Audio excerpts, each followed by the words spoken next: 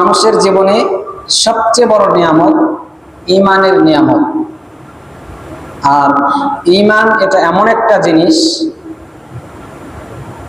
যদি কারো কাছে ঈমান নামক সম্পদ থাকে আর যদি দুনিয়ার কোনো কিছুই না থাকে তাহলেও সে সফল কাম। আর যদি ওই বান্দার কাছে ঈমান নামক সম্পদ না থাকে, যদি তার কাছে কোটি টাকার সম্পদ থাকে তাহলেও সে ক্ষতিগ্রস্ত। যদি ঈমান থাকে তাহলে সে সফল কাম।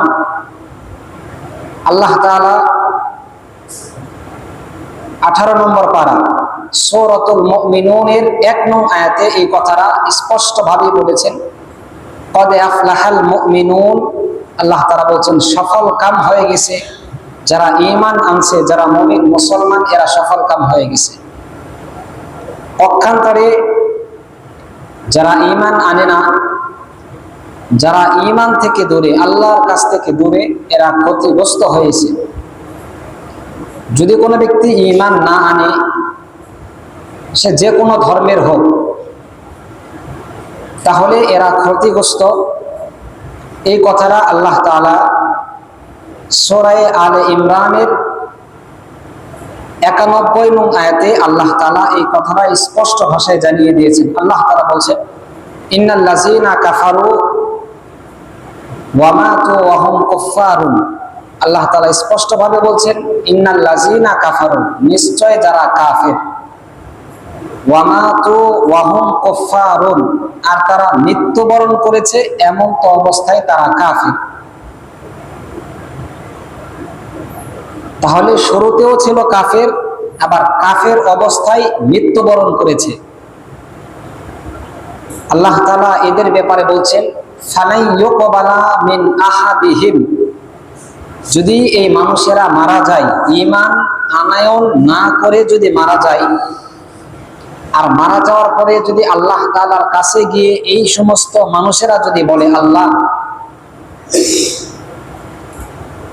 মিন আহাদিহিম মিলউল আরদি যাহাবান ওয়ালাউ বিফতাদা বিহ, যদি এই মানুষেরা মৃত্যুবরণ করার পরে আল্লাহর কাছে গিয়ে বলে, আল্লাহ মিলউল আরদ, সারা দুনিয়া সমপরিমাণ, জাহাবান, সারা দুনিয়ার সমপরিমাণ স্বর্ণ এবং মণিমুক্তা রূপা দিলাম। কি হিসেবে দিলাম? ওয়ালা ইফতাদা বি, ফিদিয়া হিসেবে দিলাম। বিনিময় আজকে আমাকে এই আখিরাতের শাস্তি থেকে, জাহান্নামের শাস্তি থেকে মুক্তি দিয়ে আমাকে জান্নাত দিন। যদি কোনো কাফের এই কথা বলে যে আল্লাহ সারা দুনিয়ার সমপরিমাণ সোনা রূপা মণিমুক্তা আমি আপনাকে আমার জীবনের বিনিময়ে ফিদিয়া হিসেবে দিয়ে দিলাম, বিনিময়ে আমাকে জাহান্নাম থেকে মুক্তি দিয়ে জান্নাত দিয়ে দিন, আল্লাহ তাআলা ওই ব্যক্তির উত্তরে বলবেন, ফালাই ইউকবালা মিন আহাদিহিম, আল্লাহ তাদের কারো কোনো কথা শুনবেন না।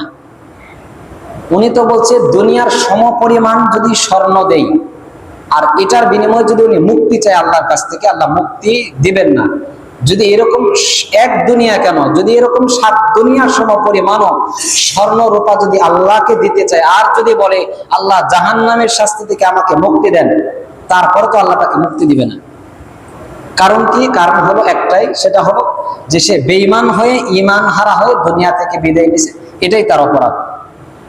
পক্ষান্তরে যদি ঈমান নিয়ে কবরে যাইতে পারে, তাহলে স্বর্ণ রূপা মণিমুক্তা কিচ্ছুই লাগবে না। আল্লাহ তাআলা বলেন, কদ আফলাহাল মুমিনুন, যারা মুমিন, যারা ঈমান আনছেন, আপনারা সফল কাম হয়ে গেছে।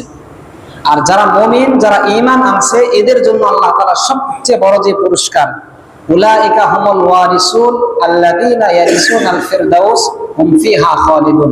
18 নম্বর পারাতে আল্লাহ তাআলা 1 নং পৃষ্ঠায় প্রায় 1 থেকে 8 নং আয়াতের মধ্যেই এদের কিছু বৈশিষ্ট্যের কথা বলছেন। সর্বশেষ এই মুসলমানদের পুরস্কারের কথা বলছেন, যে যারা ঈমান নিয়ে কবরে আসবে, আমি আল্লাহ তাআলা পুরস্কার হিসেবে এদেরকে জান্নাতুল ফেরদাউস দান করব। সুবহানাল্লাহ। জান্নাতুল ফেরদাউস সবচেয়ে বড় জান্নাত, এটার উপরে কোনো জান্নাত নেই। এই জান্নাতুল ফেরদাউস আল্লাহ তাআলা ঈমানদারদেরকে দান করবেন। তাহলে আমি এতক্ষণ ধরে বোঝাচ্ছিলাম যদি কোনো মানুষ ঈমান আনয়ন করে তাহলে এর বিনিময়ে আল্লাহ তাআলা তাকে জান্নাত দান করবেন। আর যদি কোনো মানুষ ঈমান আনয়ন না করে, হিন্দু, বৌদ্ধ, খ্রিস্টান বা অন্য ধর্মের অনুসারীরা, এরা যদি কাফের অবস্থায় মারা যায়, তাহলে আল্লাহ তাআলা বলছেন, যদি এরা আসমান জমিন পরিমাণ স্বর্ণ রূপা দিয়ে আল্লাহ তাআলাকে বলে, আল্লাহ বিনিময় জান্নাত দাও, আল্লাহ তাআলা এটা গ্রহণ করবেন না, বরং এদেরকে জাহান্নামের মধ্যে নিক্ষেপ করবেন। এবং আরো বলছেন, উলাইকা লাহুম আযাবুন আলীম। আল্লাহ তাআলা বলছেন যে এই সমস্ত ব্যক্তিদের জন্য আযাবুন আলীম, যন্ত্রণাদায়ক শাস্তি রয়েছে। যারা বেঈমান অবস্থায় মারা যাবে, এদের জন্য যন্ত্রণাদায়ক শাস্তি থাকবে। যদি কোনো ব্যক্তি শুধু কালিমা পড়ে মুসলমান হয় কিন্তু কোনো আমল করে নাই, সেও তো মুসলমান। আল্লাহ রাসূল বলছেন, মান ক্বালা লা ইলাহা ইল্লাল্লাহ দাখালাল জান্নাহ। যদি কোনো ব্যক্তি শুধু লা ইলাহা ইল্লাল্লাহ পড়ে, এরপর নামাজ পড়ে নাই, রোজা রাখে নাই, বাকি আল্লাহকে অস্বীকার করে না, রাসূলকেও অস্বীকার করে না, মানে সে মুসলমান, তাহলে আল্লাহ রাসূল বলছেন সে একদিন না একদিন তার অপরাধের শাস্তি ভোগ করে সে জান্নাতে প্রবেশ করবে। সুবহানাল্লাহ। তবে যে ব্যক্তি ঈমানই আনয়ন করে নাই, সে দুনিয়াতে যত ভালো কাজ আছে, যত ভালো কাজ আছে, এমনকি সে যদি কাবা শরীফের, কাবা ঘরের ইমামও হয়, ঈমান আনে নাই কিন্তু সে কাবা শরীফের ইমাম অথবা কাবা শরীফের খাদেম, ও তারপরও জান্নাতে যাইতে পারবে না যদি সে ঈমান আনয়ন না করে।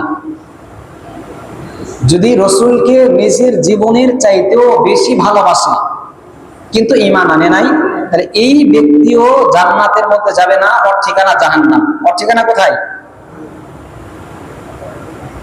আমরা ঈমান আনয়ন করার পরে আমরা ঈমানকে আর শিখি না, ঈমানের কালিমা কি, কালিমাও জানি না।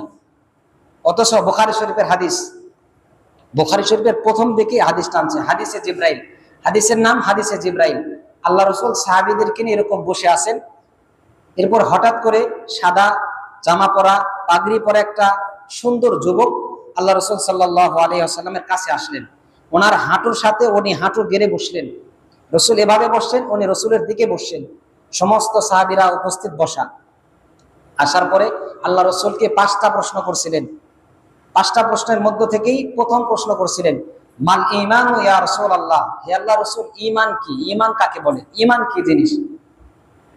আল্লাহ রাসূল সাল্লাল্লাহু আলাইহি ওয়াসাল্লাম বলেন, ঈমান হলো 7টা জিনিসের নাম। ঈমান হলো 7টা জিনিসের নাম। আমানতু বিল্লাহি ওয়া মালাইকাতিহি ওয়া কুতুবিহি ওয়া রাসূলিহি ওয়াল ইয়াউমিল আখির ওয়াল কদরি খাইরিহি ওয়া শাররিহি মিনাল্লাহি তাআলা ওয়াল বাসি বাদাল মাউত, যেটাকে আমরা ঈমানে মুফাসসাল বলি। আল্লাহ রাসূল বলেন ঈমান হলো 7টা জিনিসের নাম।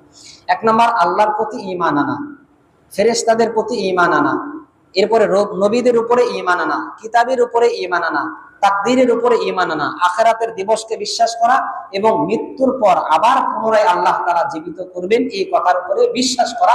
এই 7টা জিনিসের নাম হলো ঈমান।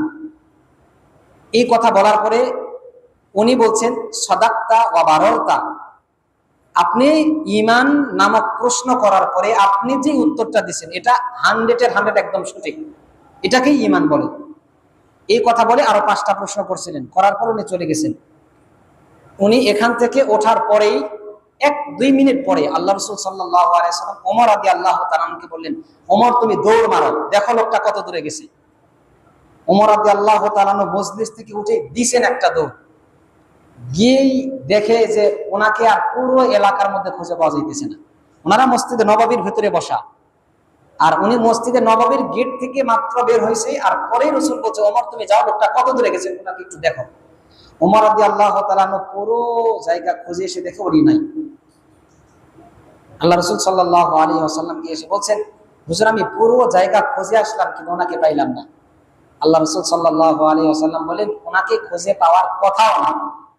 হাজা জিবরাইল আতাকুম ইউআল্লিমুকুম দীনাকুম। আল্লাহ রাসূল সাল্লাল্লাহু আলাইহি ওয়াসাল্লাম বলেন, আরে এটা তো জিবরাইল, উনি আসছিল তোমাদেরকে দ্বীন শিক্ষা দেওয়ার জন্য, ঈমান শিক্ষা দেওয়ার জন্য। তো তুমি জিবরাইলকে কিভাবে খুঁজে পাবে? আল্লাহ তাআলা ওনারে পাঠাইছিল, উনি জায়গা মতো চলে গেছে। তো তাহলে আল্লাহ তাআলা জিবরাইল আলাইহিস সালাতু ওয়াস সালামকে পাঠিয়ে দিয়ে রাসূলের মাধ্যমে সাহাবীদেরকে ঈমান শিক্ষা দিয়েছেন। এই ঈমান আমাদের শিক্ষা বরণ করতে হবে কিনা? এই ঈমান আমাদেরকে শিক্ষা করতে হবে। এই ঈমানের যে কালিমা, এই ঈমানের কালিমার নাম কি বলেন তো দেখি? লা ইলাহা ইল্লাল্লাহু মুহাম্মাদুর রাসূলুল্লাহ। এটা হলো ঈমানের কালিমা। এটা কিসের কালিমা? এই কালিমা পড়ে আপনাকে ঈমানের মধ্যে ঢুকতে হবে। এই কালিমা না পড়লে মুসলমান হওয়া যায় না। অথচ আমরা এখানে অনেক মানুষ আছি যারা এই কালিমাটাকে সুন্দরভাবে পড়তেই পারি না। আমরা অনেক মানুষ এরকম আছে, যদি আমরা হাতে গুনে যদি আমরা বলি যে কাকা আপনি একটু বলেন কালিমাটা, 50 বছর বয়স, 60 বছর বয়স, 40 বছর বয়স, সুন্দর করে কালিমাটা পড়তে পারবেন না। ঈমানের কালিমা কয়টা আমরা তো এটাও বলতে পারবো না। আমরা যে মুসলমান, 60 বছর 40 বছর আমাদের বয়স, আমরা যদি বলি ঈমানের কালিমা কয়টা, আমরা এটাও বলতে পারবো না। শুধু জানি লা ইলাহা ইল্লাল্লাহু মুহাম্মাদুর রাসূলুল্লাহ, আমরা এটাও সুন্দর করে পড়তে পারি না। ঈমানের কয়টা কালিমা আছে? ঈমানের কয়টা কালিমা আছে? ঈমানের 4টা কালিমা আছে। কয়টা কালিমা আছে? 4টা কালিমা আছে। আমরা নামও শুনি নাই যে ঈমানের 4টা কালিমা আছে। আমরা শুধু জানি কালিমায়ে তাইয়্যিবা লা ইলাহা ইল্লাল্লাহু মুহাম্মাদুর রাসূলুল্লাহ, একটাই জানি। আর একটা জানি, এটা অনেকেই জানে, অনেকেই জানে না। আশহাদু আল্লা ইলাহা ইল্লাল্লাহু ওয়া আশহাদু আন্না মুহাম্মাদান আবদুহু ওয়া রাসূলুহু, এটা অনেকেই পারে, অনেকেই পারে না। আর বাকি আরো 2টা আছে, কালিমায়ে তাওহীদ, কালিমায়ে তামজিদ। এগুলো আমরা পারি না, নামও শুনি নাই, জীবনে একবার শুনছি কিনা আল্লাহই ভালো জানে। আচ্ছা বলেন, আমরা তো মুসলমান, আমরা যদি মৃত্যুবরণ করি, আল্লাহ না করুক, যদি আমাকে বলে যে তুমি সুন্দর করে 4টা কালিমা পড়ো, আমরা কি বলতে পারবো? আমাদের বিশ্বাস আছে? জীবনে তো এটা একবার শুনিই নাই, বলবো কিভাবে? আগে তো শুনতে হবে, এরপরে বলতে হবে। এই জন্য আমরা যেহেতু মুসলমান, আমাদেরকে ঈমান শিখতে হবে। ঈমানের উপরে অটল থাকবেন কখন? আগে ঈমানের বিষয়টা তো আপনাদেরকে শিখতে হবে। যদি ঈমানটাই যদি না শিখি, তাহলে ঈমানের উপরে অটল অবিচল থাকবো কি করে? এই জন্য আমাদেরকে ঈমান শিখতে হবে, ঈমানের পথে থাকতে হবে। ঈমানের যে বিষয়, ঈমানের 77টার উপরে শাখা আছে। ঈমানের 77-এর উপরে শুধু শাখা আছে, শুধু নাম শুনছেন আল ঈমানু বিসউন ওয়া সাবউনা শুবা। ঈমানের 77টা শাখা আছে। এই 77টা শাখা শুধু সারা জীবন শুনে আসছেন, নামও তো জানি না আমরা যে 77 শাখা কি কি। শুধু 2টা জানি। 1 নাম্বার ফাআফদালুহা কাউলু লা ইলাহা ইল্লাল্লাহ ওয়া আদনাহা ইমাতাতুল আযা আনিত তরিক। ঈমানের 77টা শাখা, এর মধ্যে 2টা পারি। একটা হলো লা ইলাহা ইল্লাল্লাহ, এটা একটা শাখা। আর একটা শাখা হলো রাস্তা থেকে কষ্টদায়ক জিনিস সরিয়ে দেয়া, এটা হলো ঈমানের সর্বনিম্ন শাখা। আর সর্বোচ্চ শাখা হলো লা ইলাহা ইল্লাল্লাহ। মাত্র 2টা পারি। আর বাকি আরো যেগুলো রয়েছে, এগুলো আমাদেরকে জানাবে কি? আমরা জানবো কিভাবে? আমরা মুসলমান, আমাদের এগুলো জানা দরকার। ঈমানের কালিমা আমাদের সুন্দর করে পড়া দরকার, কালিমাটা সুন্দর করে বলা দরকার। এই জন্য দাওয়াতে তাবলীগের মধ্যে যাইতে হয়। আমাদের তো বয়স বেশি হয়েছে, এখানে তো আমরা মাদ্রাসায় গিয়ে শিখতে পারবো না। যদি তাবলীগে যান, তাহলে সুন্দর করে আপনার কালিমাটা আপনাকে সুন্দর করে শিখাই দিবে। যদি কালিমাটা আমরা সুন্দর করে শিখতে পারি, অন্তত 4টা কালিমা যদি সুন্দর করে শিখতে পারি, অন্তত আল্লাহর কাছে গিয়ে বলতে পারবো যে আল্লাহ, অন্তত 4টা কালিমা, মুসলমান হয়েছি, 4টা কালিমা সুন্দর করে পারি। আল্লাহ কালিমার ওসিলে আমাদেরকে মাফ করে দাও। আমল অনেকেই বেশি করে, অনেকেই কম করে। তোটা ফাটা অনেকে আপনারা সবাই করেন। আমল কম বেশি সবাই করে, নামাজ কম বেশি সবাই করে, সত্য কথা কম বেশি সবাই বলে, এরপরে হালাল খাবার কম বেশি সবাই খায়। গান শোনে না, অনেকেই গান শোনে না। মানে এগুলো আমল, আমল অনেকেই করে, কম হোক আর বেশি হোক। হয়তো আপনি একটু বেশি করেন, আমি একটু কম করি, অথবা আমি একটু বেশি করি, আপনারা একটু কম করেন, তারপরও তো আপনারা করেন। তবে ঈমানের যে মূল যে পয়েন্টগুলো, ঈমানের যে মূল যে পয়েন্টগুলো, এগুলো সম্পর্কে আমরা জ্ঞান অর্জন করি নাই। এই জন্য আমরা চেষ্টা করব ঈমানের 4টা কালিমা সুন্দর করে শেখার জন্য, ঈমানে মুজমাল, ঈমানে মুফাসসল, এগুলো সুন্দর করে শেখার জন্য। আল্লাহ তাআলা আমাদের সকলকেই ঈমানের এর জ্ঞান অর্জন করার মতো তৌফিক দান করুন। ঈমানের কালিমাগুলো আমাদের সুন্দরভাবে অর্থ সহ মুখস্থ করার মতো তৌফিক দান করুন।